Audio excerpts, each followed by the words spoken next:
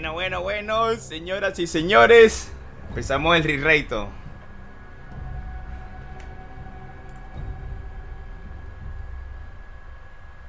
Vamos a quitar este audio.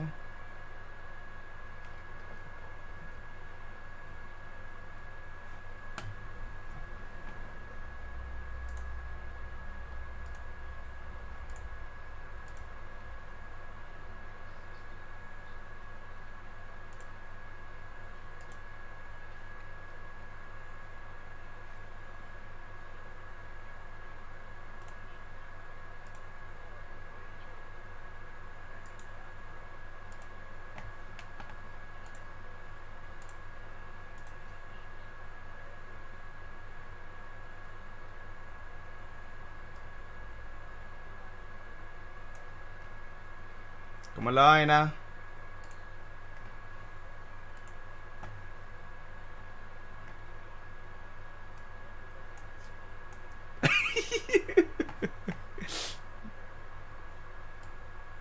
Ahí está, chismoso, ahí está. ¿Te gusta ahora sí?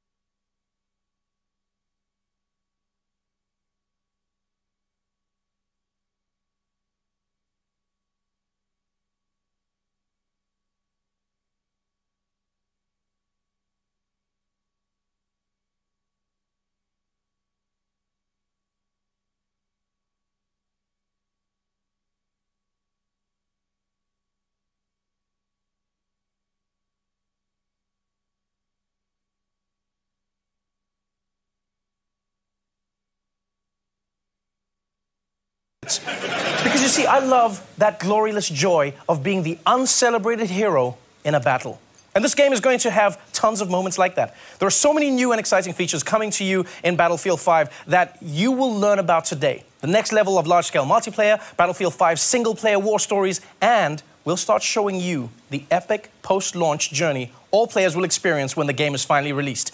And you know, we've got some other surprises, so why waste time? Let's get straight into it and get the show started. I'm joined now by the producers of Battlefield 5, Andreas Morell, Ryan MacArthur, and Lars Gustafsson, everybody. Gentlemen, I'm not here as a professional anything. I am here as a gamer. I am here as a Battlefield player. I am here to ask only the questions I am interested in. You have made a horrible mistake. I knew it, I told you. Let's start at the beginning. You are taking players back to where the Battlefield franchise started, World War II. Now, at this point, are you like those guys, you know, those elderly pilots that they find on an island in the Pacific, you know, who think that the war never ended? Is that who you are right now? It did. It ended. You told me. We tried to break it to you gently, Lars. But Lars, why go back to that now? To be honest with you, it's really... I mean, we yearned for years to go back to where it all started about 16 years ago. And, you know, technology has evolved and the team has gained so much experience that this is really the game we wanted to build, and that we did. It's really something the guys back home at DICE are really passionate about, the whole era. Just ask Mr. Battlefield, he was there. Right, Mr. Battlefield, that's Lars's nickname, by the way. I'm known as Madame Battlefield. Now, players have experienced World War II in so many movies and in games. It's really difficult to come up with a new and fresh perspective. What perspective are you bringing to it with this version of Battlefield? Andreas, will this be more Saving Private Ryan or Inglourious Basterds? So we've seen all the movies, you know. We play the games. We've been there. I'm pretty sure at least I can navigate half of France without a map just by playing the games. so for us, going back to where it all began for us, is really about delivering a World War II experience that no one's never seen before. Really, kind of hitting on the unseen locations, the untold stories, the unplayed moments. Yeah, I mean, for us, it's really taking you on the journey from the start. And at the go, you will be able to play the German forces, the British forces, and we want to take you on that journey, you know, to exotic places like freezing Scandinavia, it's kind of our home turf, but in Norway, or rugged deserts where the battles took place in northern Africa, or why not to the ruins of the once so beautiful Rotterdam. So it's really to take you on a journey, and we want to do this with a kind of a fresh and modern take, so really hopefully surprise the players, but also to please them. You've given me a sneak peek, and so many words come to my mind. I mean, intense, immense, powerful. Ryan, do you have a specific way that you want players to see this battlefield? Well, I think the best way we can describe it is immersive. I mean, this needs to feel like the most immersive battlefield that players have ever played. I mean, we want them to exploit the battlefield in ways they've never been able to before. I mean, when you look at the chaotic multiplayer that the franchise is known for, and sort of fan classics like Conquest, and some of the new modes that the guys are working on like Airborne, you know, we're going back with war stories, sort of that anthology storytelling that we had, we built in BF1, and telling new stories about men and women that change history. I mean, we get to tell everyone today that co-op is back in Battlefield 5, and that's a huge thing for us. And this is just the beginning. I mean, launch is just the beginning for this game, and we really want to take players on a journey through World War II. It always feels like it's a journey. That's what it always feels like with Battlefield. Like, one thing I loved about the game was how the maps and the world was constantly changing. You know, it felt like my bedroom at home. I never knew what to expect. And I think when looking at this game, Andreas, what's your vision to take this to the next level? So we're really building on what we started with previous games. It's really about giving players the most immersive world that they could enter. You should really be grounded in it. Expanding on the movement set that we've done so well, really pushing all these new features that we're going to be talking about. Right, it sounds great. I'm genuinely excited. I have a few highlights that I'm looking forward to. Let's dive into it and talk about some of the gameplay. Here to do that is Daniel Berlin. In Battlefield 5, we're expanding the toolbox for the player, giving you access to new abilities to create your own and brand new Battlefield moments. Now there's a deeper connection between the player and the world around you. You will be physically pushed by the shockwaves from explosions. You can experience completely new ways to traverse and tactically maneuver across the battlefield with our overhauled movement system. Our renowned destruction will rip up the terrain, leave chunks of masonry hanging from destroyed buildings, or have high-caliber rounds ripped straight through walls to take out the enemies hiding inside. We're also bringing back classic modes, such as Majority Rule Conquest, but we also have new modes and experiences for our unique take on World War II. We're bringing back operations with a bang, and we're calling it Grand Operations. Here, you'll experience multiple game modes as you fight over multiple maps, all wrapped within our narrative journey through historically inspired battles from World War II. With the return of our anthology format for single-player war stories, with new characters to meet and untold stories to discover. Back to you, Trevor. Now, Daniel just talked about a new multiplayer experience called Grand Operations, and I'm really excited because it sounds to me like you can pilot a giant grand piano like a tank. I'm pretty certain that's what it is, right, Andreas? I'm not sure about the piano, but it's definitely massive. It's really about reliving all these power fantasies from World War II, like Airborne being power dropped in, and it's operations from Battlefield 1, but bigger. It's really good. Yeah, I mean, what we want players to feel like is sort of a dynamic player-impacted experience taking place over 4 fictional days. I mean, day 1 starts with you jumping out of an airplane and with the objective to destroy the enemy artillery, with that enemy sort of entrenching themselves to defend and protect. And depending on how the outcome of day 1 goes for you, as the two main forces start to battle over day 2 in a game of breakthrough, with the number of lives you have left remaining, depending on what you did the day before. And then as you continue to push on into new locations, we're going to see things like Conquest Assault, where players continue to fight for that terrain. And assuming, when we see these players end up in a giant stalemate, then they're going to enter day 4, which is Final Stand. And I mean, this is sort of tired, muddy, no resources left. You've got just you, your squad, and one clip. And you all fight to the last man standing with the weight of the world on your shoulders. So this is a game mode that you may never see if your games are not in a stalemate. You may never get to that 4th map and 4th story then. Exactly. That's an exciting way to play the game. I want to know when we can see more of that. 2 weeks. EA Play, Los Angeles. Yeah. You get hands-on multiplayer for the first time if you're there. So even the reveal of Grand Operations spans across multiple events. Wow. Nice one, guys. I have to say, I heard you guys say that co-op is back, and that's one of my favorite aspects of Battlefield 1. Lars, can you tell me more about that mode? I definitely can. I mean, I'm happy to say that for the first time since Battlefield 3, co-op is back, and we're calling it Combined Arms. And here it's yet another way to experience that Battlefield sandbox, next to our war stories and the multiplayer. And what we want to do here is to allow you and up to 3 players to go online and step into those shoes of the Pathfinders, those paratroopers that go in behind enemy lines. And here you really only have the soldier next to you, maybe not Brian, but the soldier next to you to rely upon as you move forward, since, getting detected might mean death. And you will soon be struck by resource scarcity. You need to find the tools and find your way to the objective. So stakes are high, and you need to kind of assess, can I push through, or do we need to extract early? It's kind of win or lose. It's up to you. I've been a huge fan of war stories, the single-player campaign in Battlefield 1. What I truly enjoyed about it was I felt like I was learning about the stories behind the war and playing through the stories of the war, and it didn't always end well. And what I loved is, because of that history element, like for instance, I told my little brother, I said, hey, if Mom ever catches you playing, just say this is a history class of the war, and it didn't always end well. The console. And what I loved is, because of that history element, like for instance, I told my little brother, I said, hey, if Mom ever catches you playing, just say this is a history class of the war, and it didn't always end well. The console. And what I loved is, because of that history element, like for instance, I told my little... Tell this to my kids. Well, aren't they changing? I mean, to me, I'm happy that you like the war stories. And for us, the war stories are really our opportunity to put the war into perspective. It's really about those human and untold stories of the war. And we try to portray those kind of real and relatable people facing epic warfare. And it's Battlefield after all, so we'll be talking a lot here today about the gameplay improvements. So player agency is key, so you can create your own Battlefield moments. And at the bottom line, it's about allowing you to witness the Second World War, but through the eyes of the men and women that changed the world. Yeah, I mean, as you can see here, I mean, this is one of the war stories that we're going to be talking about first. I mean, this is our Nordlys story.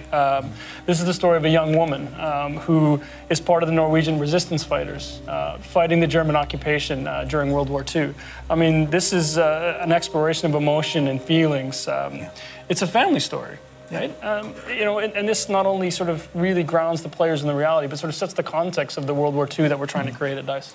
It's not often that you find stories that connect with the emotion of the characters in the story. Instead of just focusing on the explosions and the gunfire, you see that look in her eyes. You want to know what she's thinking, what she's experiencing in that story.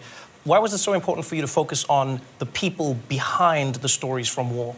Well, I think it's important to tell, sort of believable and sort of honest stories, and really sort of set the context and sort of maintain that connection to the world that we're trying to create. I think it's important for people to understand where we're coming from and what our particular take is on World War II. So what we're going to do right now is we're going to go back to Daniel now to cover what you'll take to the battlefield with you. In Battlefield 5, we're aiming to mirror the immense arsenal of the Second World War. This was a period that saw an explosion in terms of innovation when it comes to weapons and vehicles. You will get to fly iconic airplanes, engage in incredible tank battles, and also unleash secret weapons from World War II. Weapons that are powerful enough to turn the tide of any battle. And with the new fortification system, you can be more strategic than ever in how you choose to defend or advance through the terrain. Back to you guys. In playing Battlefield, I know everyone in the audience will agree with me, people at home as well. I've always been impressed by the level of realism in the game. I remember once I was playing with a friend who served in special forces, and we were talking about our favorite guns, and I was talking about the recoil and what I liked about the sights versus other guns. And he turned to me at one point and he said, "Oh, where did you serve?" And I felt embarrassed because I was like, "Oh, Battlefield 3. That's where I was." And instead of him being angry, he was like, "I didn't know that there was a game that was that immersive, something that really was as true to real without being a war simulation as possible." Guys, tell me about some of your favorite weapons in the game, some of the new vehicles that will be available in Battlefield 5. I think at first, just by going back to this era, the pool of hardware that we can choose from is immense. There's so much there. And for me, being a vehicle guy, it's really quite a simple choice. It's the Tiger 1. The Tiger 1 tank? Yeah. I think it's the most iconic tank from this era. I just think it's amazing. What do you like about it? That's a weird choice for me. Have you seen it? I think it's the best. What, like the looks? A bit, but also Are you checking out a tank? Have you been in a battle with that? Yeah, but I've never looked at it. I'm like, if I'm on the outside, I'm dying. If I'm on the inside, I'm concentrating. When are you looking? When are you doing this? You should try a third-person camera. And just run around the tank dying, and everyone's going to be like, "Who's that guy looking at the tank?" Come on, it's beautiful. I'll take your word for it. Yeah, good. So Andreas is a tank guy. Mr. Battlefield Laws, how about you? I'm with you, Trevor. Yeah, you think he's weird, I know. Yeah. We've been trying to hide it. Now it's out. No, the fact that I'm also a support player. I can't hit the barn from the inside, so I need the big clips. And for me, the MG42 is really the weapon I play in the playtest. Right, my man. It has that iconic sound that, you know, it sends fear all over the map. And another part of it is the new kind of system which Daniel talked about for high-caliber weapons.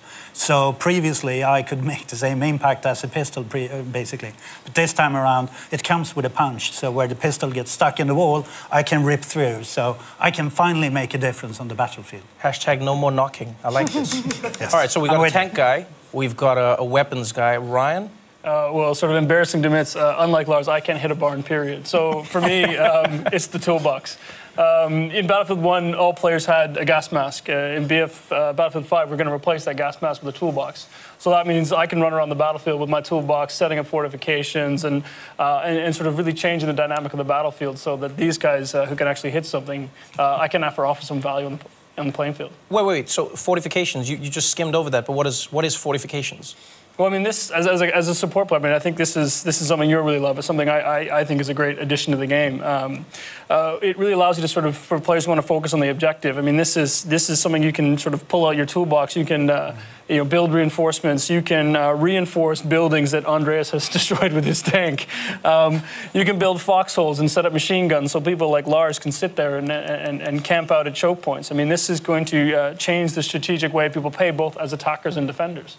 Was that in response to the gaming community? Because I know as a Battlefield gamer, I always wanted what I didn't have. So first I was going, hey guys, I need destruction. I need places to fall apart. And then at some point I was like, too much destruction. Like there's nothing left. Was this a response? Yeah, I mean, we've had a lot of esteemed players in here in the studio today and in the community overall who at some point, especially when we're testing, we came to a point where the level was leveled. The world was leveled and you couldn't advance. So basically, this is to counter that and give you an additional kind of toolbox to rebuild. And then you and I can come in as heroes again, and they fortify. We come there, and we add an extra heavy machine gun or an AA gun. So it's kind of teamwork once again, and we are the celebrated heroes. We are the celebrated heroes we deserve to be. Yeah, I like that, Lars. Thank you. Now, now that we've learned about the tools, let's hear about the company. Here to tell us more, please welcome Natalie Ek.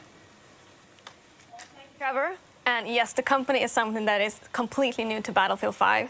It's your personal collection of customized soldiers, weapons, and vehicles that you can tailor and grow as you play. The company is the heart and soul of your personal experience, and the choices you make here for your company actually matters. Not only will your choices affect the way you look, but also how your weapons and vehicles play. As you squad up with your friends, make sure to pick a soldier that complements the rest of your squad to take on the battle ahead.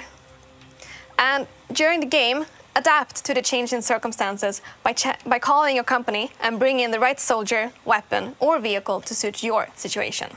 Back to you, Trevor. Andreas, that really sounds awesome. tell me more about the company and how it works, because you know, I know from my years in Battlefield that the group that really plays together stays together. Now, the company is something that we're super excited about. So for the first time, you can now create your own personal experience with the soldiers you take onto the battlefield. It's really up to you to decide how you want them to play and also how they look. So as you keep playing and you get better, your soldiers will get better with you. So give me an example of how this would impact me as a support class. So if you take your support class player you want, you start playing with that soldier and you start progressing him, you're going to unlock a set of new abilities.